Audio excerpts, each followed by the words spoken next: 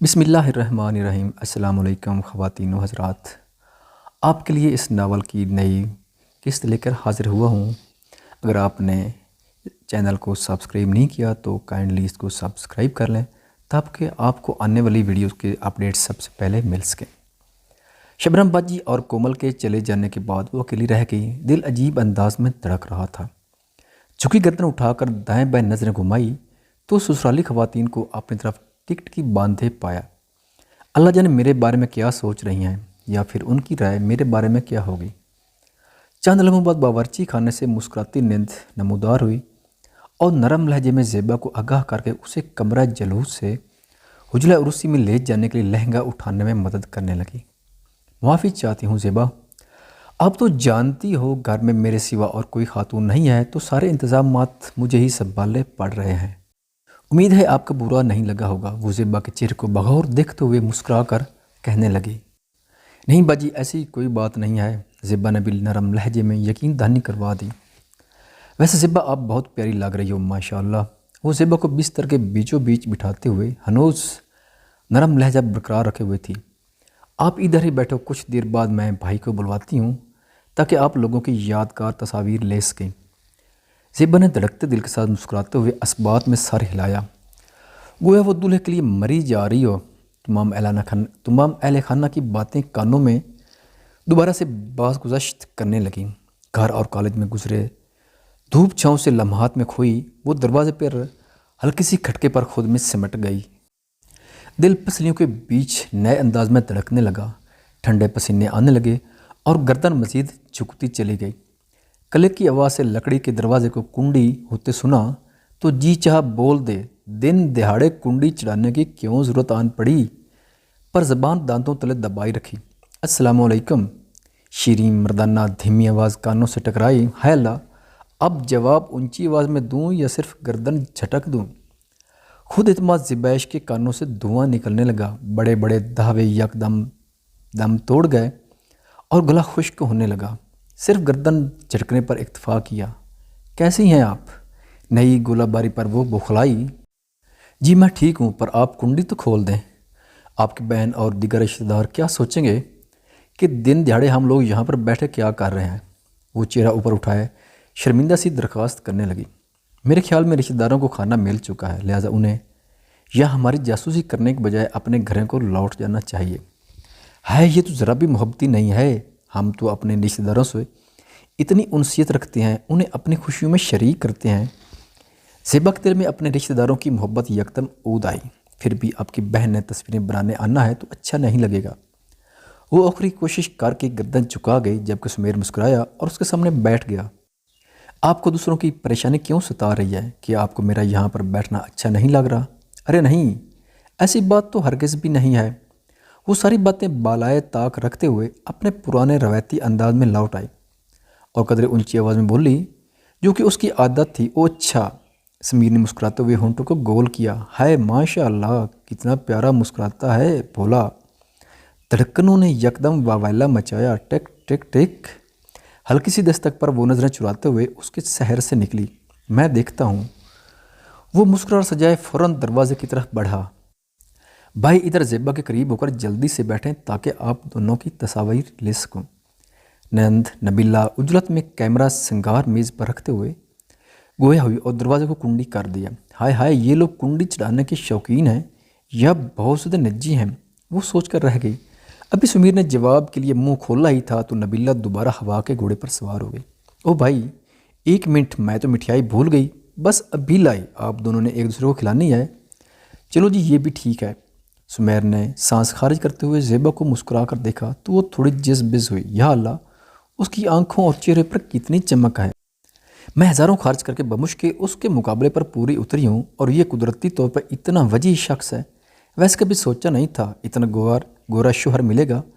وہ دل ہی دل میں بلائیں لینے لگی۔ ان چند لمحات میں وہ سمیر کی مداح بن چکی تھی۔ سمیر کے چہرے پر سجی مسکراہٹ اور نفیس شخصیت کے حصار کو وہ چاہتے ہوئے بھی نہیں توڑ پائے۔ ٹک ٹک ٹک دستک پر سمیر نے پلٹ کر دیکھا تو بہن پلیٹ میں برفی اور گلاب جامن سجائے لوٹی۔ کمرے کو ایک پل کی تاخیر کیے بنا کنڈی کر دیا گیا۔ عجیب بات ہے بھائی، رشتہ داروں کو بھی مٹھائی کھلائی سے लुत्फ अंदोज़ होने दो, बार बार कुंडी चढ़ाए जा रहे हैं, वो भी इतने रोशन दिन में। ज़ेबा ये सब गोल अफशानियाँ दिल ही दिल में सोच कर रह गई, जबकि दूसरी जानिब नींद नबीला भाई को बिस्तर पर बिठाने की तगदो में मसरूफ़ थी।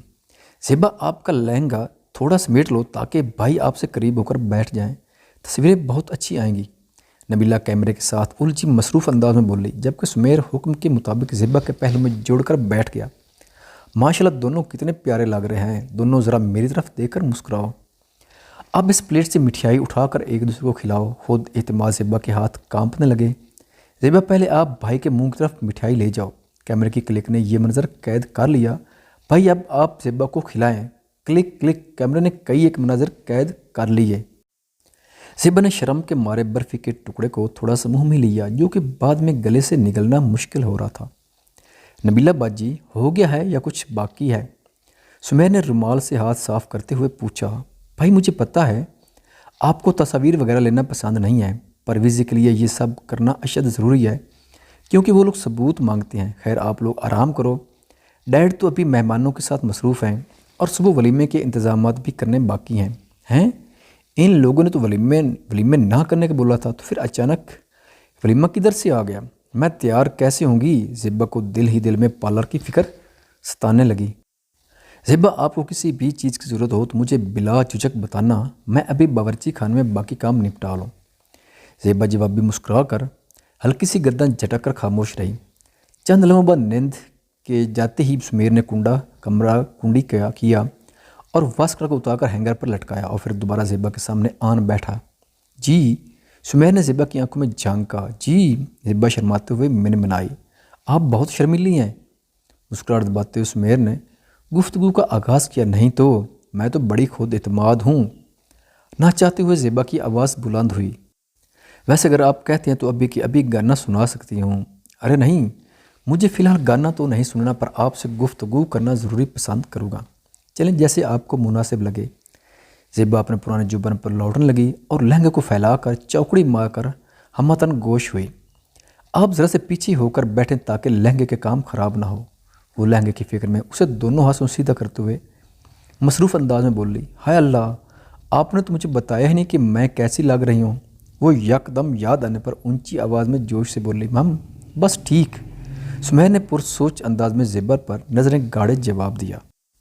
ठीक से मुराद? मुतजस्सिम ज़ेबा से न रहा गया तो शर्म को पसे पुश डालकर आंखें फाड़े गोया हुई, क्या मैं वाकई अच्छी नहीं लग रही हूँ? वो गम व हैरत में मुब्तला अपने वलायती दूल्हा से इस्तफसार किए बिना ना रह सकी। नहीं, उस सामने बैठा खुद एतमादी से नफ़ी में गर्दन चटक कर नई नवेली दुल्हनिया की तजलील कर गया। वो दम बखुद रह गई। यकलख्त आंखों में उमड़ आने वाली नमी को हल्क से नीचे उतारा। अगर आप रो पड़ी तो इस शख्स के अलावा बाकी ससुराल अलघर सभी समझेंगे कि इस शादी में मेरी मर्ज़ी शामिल ना थी, जाके मैं तो यही ख्वाब सजाए बैठी थी कि इंग्लिस्तान पलट लड़के बड़े रोमांटिक होते हैं। चंद सानी खामोश रहने के बाद खुद पर खुद एतमादी का खौल चढ़ाते हुए मुस्कुराकर पूछने लगी, तो फिर आपको कैसा हुस्न मरूब करता है? आपको मेरा ये दुल्हन वाला रूप पसंद नहीं आया? जबकि दीगर लोगों ने बारहा तस्दीक किया कि मैं तो बहुत खूबसूरत लग रही हूँ। हर एक की अपनी पसंद होती है। बहरहाल मुझे आप इस सूली में बड़ी लग रही हैं। वो नरम लहजे में दोबारा कारी वार कर गया। बिना सोचे के सामने बैठी अजनबी दोशीज़ा पहले दिन की दुल्हन है, जो सीने में दिल के साथ साथ जज्बात व एहसासात भी रखती है। मुझे कुदरती हुस्न लबाता है। कमाल बेनियाजी से बोलकर वो धीमा सा मुस्कुराया। अच्छा, तो अगर मैं ये सब उतार दूँ तो क्या फिर आपको अच्छी लगूंगी? मेरा मतलब है मेकअप वगैरह। वो सवालिया नज़रों से इस नरम फू की आंखों में अपना अक्स ढूंढने में नाकाम रही। ये आपकी बमें ऐसे क्यों ऊपर को उठी हैं? पहली बार जब आपको देखा था तो ऐसी हरगिज़ नहीं थी। ये तो पार्लर वाले ने आजकल के फैशन के मुताबिक कर दी हैं। वो स्टप टाई मुझे नहीं पसंद। अब दोबारा ऐसे ना बनाना। जी ठीक है। ज़ेबा का जी चाह धाड़े मार मार कर रोए। बज़ाहिर सादल व मासूम और नरम हो शख्स ऐसे कैसे हर तरमी का मुजाहरा कर सकता है?